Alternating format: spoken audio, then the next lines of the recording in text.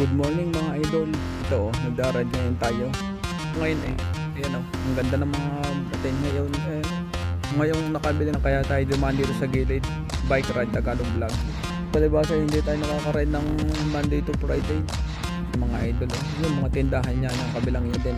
Yung kabilang ito sa yung pinakay natin ng ating bike kasi may mga tao doon nag-aantay. Kagawa-gawa kasi ng kasadang ito. Yan yung bus dito sa Toronto, Canada. So madilim-dilim. Hindi ko lang binuksan yung ilaw ko kasi 3, 4, 5. Lagi kayong pagka-stop ng ganyan, bibilang lagi kayo. Malakas yung ilaw kung ito yung nasa unahan. Baka masilaw. Buhan natin ang nasa 20, mga 50, mga 25 years babayaran. Bilang daang yun. Maganda rin doon sa kabilang daang yan. So shortcutin natin na yan. Kaya libo rin ang kinikita ito mga apartment mano sa atin ang mahirap, pare-pares lang dito rin. Yung pag-aaral dito ng elementary doon, medyo ilang minuto na lang tayo. Ang dinadaanan natin para tayo mabilis. Ang ganda, ang araw, parang may rainbow yun.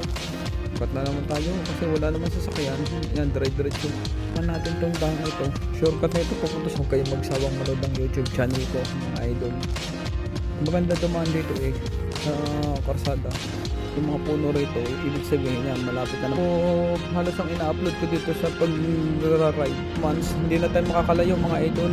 Sobrang lamig na noon. Tindahan mga Tim Hortons yun, Tim Hortons yung kabilang yung pinindot. Nadali dito ang istapan, natanang banatan. Kaya pagdating ng kailuan yan, idol. Thank you very much mga idol. Marami pang manood. Hindi siyempre, tutulong ko na lang na may hirap mga idol. Yan, ang pinagkatrabaho ko, yan, itong building ito, laki na yan. Yung sa second